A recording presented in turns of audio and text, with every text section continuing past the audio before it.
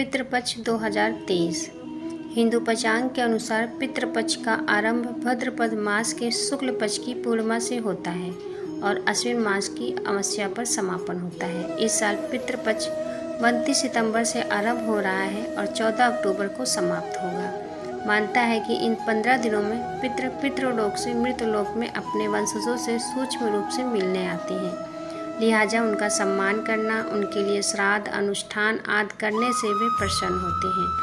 अपनी पसंद का भोजन और सम्मान पाकर पितृ संतुष्ट होते हैं और आशीर्वाद देते हैं।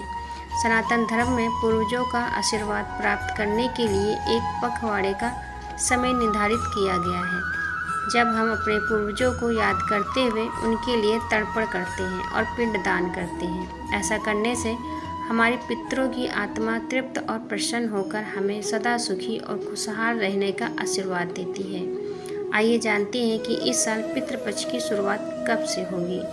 पितृपक्ष कब से कब तक। इस साल अधिक मास की वजह से पितृपक्ष का आरंभ 15 दिन देरी से हो रहा है। कुछ लोग भाद्रपद की पूर्णिमा से मानते हैं और इसे पूर्णिमा श्राद्ध के रूप में मनाते हैं। वहीं कुछ लोग अश्विन मास की प्रतिपदा से पितृपक्ष मानते हैं। पितृपक्ष का आरंभ 29 सितंबर शुक्रवार से हो रहा है और आखिरी श्राद्ध यानी कि सर्वपितृ अमावस्या 14 अक्टूबर को है। पितृपक्ष का महत्व। पितृपक्ष को लेकर ऐसी मान्यता है कि इस अवधि में हमारे पूर्वज हमें आशीर्वाद देने के लिए स्वर्गलोक से मृतलोक में आते हैं और अपने परिजनों के बीच में रहते हैं। धार्मिक मान्यताओं के अनुसार पितृपक्ष में पूर्वजों के नाम से दान पुण्य करने और श्राद्ध करने से हमारे जीवन में सुख समृद्धि बढ़ती है और परिवार में खुशहाली आती है। इन दिनों कुछ लोग विशेष तीर्थ स्थलों पर जाकर पितरों का श्राद्ध करते हैं। क्या महिलाएं भी कर सकती हैं पिंडदान? पितरों के प्रति सम्मान प्रकट करने और उनकी आत्मा की शांति के लिए पितृपक्ष में श्राद्ध तर्पण पिंडदान आदि करने का बहुत महत्व है। मानता है कि इन 15 दिनों में पितृलोक से मृतलोक में अपने वंशजों से सूक्ष्म रूप से मिलने आते हैं। इस साल 29 सितंबर से 14 अक्टूबर तक पितृपक्ष रहेगा। इस दौरान घर के बेटे पूर्वजों की आत्मा की शांति के लिए श्राद्ध तर्पण पिंडदान आदि करते हैं। लेकिन लोगों के मन में यह जिज्ञासा होती है कि जिनके घर में बेटे ना हो उन घरों में क्या श्राद्ध तर्पण कैसे किया जाए। जाहिर है कि कई लोगों के मन में यह सवाल उठता है कि क्या महिलाएं भी श्राद्ध कर सकती हैं। तो इसका जवाब है हाँ। घर में यदि बेटे ना हो या कोई अन्य कारण के चलते भी परिवार की महिलाएं अपने पूर्वजों के सम्मान और आत्मा की शांति के लिए ये अनुष्ठान कर सकती हैं। हालांकि इसके लिए उन्हें कुछ नियमों का पालन करना होता है। इतना ही नहीं, श्राद्ध के अलावा महिलाएं पिंडदान भी कर सकती हैं। पुत्र ना हो तो कौन कौन कर सकता है श्राद्ध। जिस व्यक्ति के पुत्र ना हो तो उसके परिवार की महिलाएं यानी कि पुत्री, पत्नी और बहू उस व्यक्ति के लिए श्राद्ध और पिंड का दान कर सकती हैं। गरुड़ पुराण के अनुसार यदि कोई पुत्री सच्चे मन से अपने पिता का श्राद्ध करती है तो पुत्र के न होने पर भी पिता उसे स्वीकार कर आशीर्वाद देता है। इतना ही नहीं, श्राद्ध के समय यदि किसी कारण से पुरुष अनुपस्थित है तो भी घर की महिलाएं श्राद्ध कर सकती हैं। यहाँ तक कि वाल्मीकि रामायण में इस बात का उल्लेख है कि सीता जी ने भी राजा दशरथ का पिंडदान किया था। पुत्र न होने की स्थिति में मृतक के भतीजे, भांजे, चचेरे भाई जैसे परिवार के अन्य सदस्य भी श्राद्ध कर सकते हैं। यदि परिवार में कोई भी ना हो तो मृतक का शिष्य, मित्र, रिश्तेदार या परिवार के पुजारी भी श्राद्ध कर सकते हैं। या लोग स्त्री या पुरुष कोई भी हो सकते हैं। इन बातों का रखें ध्यान।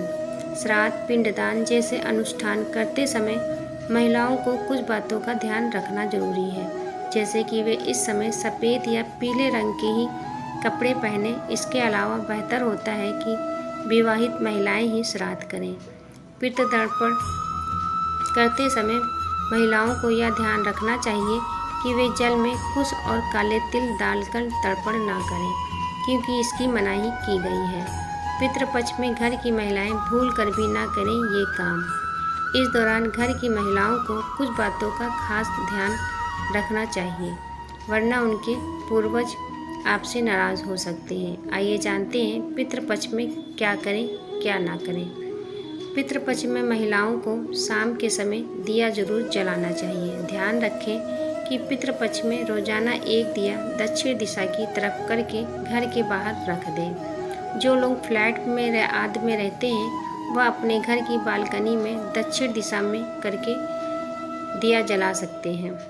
पितृपक्ष में आपको इस बात का ख्याल रखना चाहिए कि घर परिवार में वाद विवाद ना करें।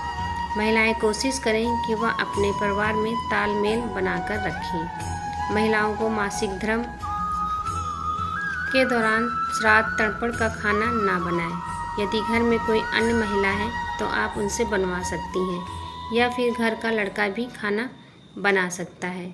पितृपक्ष के दौरान शाम के समय घर में झाड़ू या अन्य साफ सफाई का काम ना करें।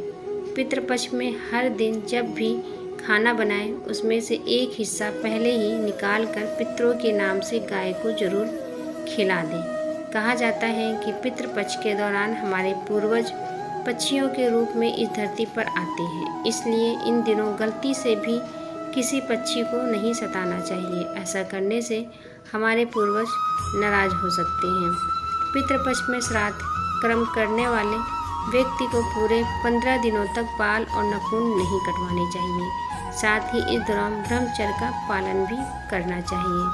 पितृपक्ष के दौरान मांसाहारी भोजन भूलकर भी नहीं करना चाहिए। माना जाता है कि ऐसा करने से हमारे पूर्वज नाराज होते हैं। पितृपक्ष पूर्वजों के लिए समर्पित होता है, इसलिए इस दौरान किसी भी तरह का मांगलिक कार्य नहीं करना चाहिए।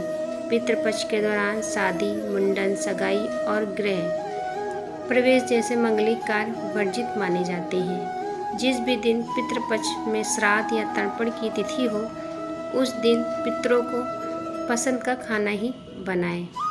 किस तिथि को आपके पितर होंगे खुश। अगर आपके पूर्वज आपसे नाराज हैं तो उनकी मृत्यु की तिथि के दिन, श्राद्ध पक्ष में या किसी भी अमावस्या तिथि के दिन पिंडदान और तर्पण करने पर पितर जल्दी प्रसन्न होते हैं। अब आप सोच रहे होंगे कि आपके पितर तिथि विशेष को ही क्यों खुश होते हैं, तो बता दें कि जब व्यक्ति की मृत्यु होती है तो उस दिन की तिथि महत्वपूर्ण हो जाती है, क्योंकि पितृपक्ष में उस तिथि पर ही उस पितृ के लिए श्राद्ध तर्पण आदि किया जाता है। पितृपक्ष की निश्चित तिथि पर अपने पितरों के लिए भोजन, दान, पंचबली, क्रम, तर्पण, पिंडदान, श्राद्ध आदि करते हैं। इस दिन गंगा स्नान कर अपने पितरों की शांति के लिए पूजा पाठ कर दीपदान करते हैं। तो दोस्तों, आज की जानकारी आपको कैसी लगी है कमेंट के माध्यम से जरूर बताइएगा। अगर वीडियो अच्छी लगी हो तो लाइक कीजिएगा, शेयर कीजिएगा। अगर न्यू है तो हमारे चैनल को सब्सक्राइब कीजिएगा। फिर मिलते हैं ऐसी ही नई वीडियो में, तब तक के लिए राधे राधे।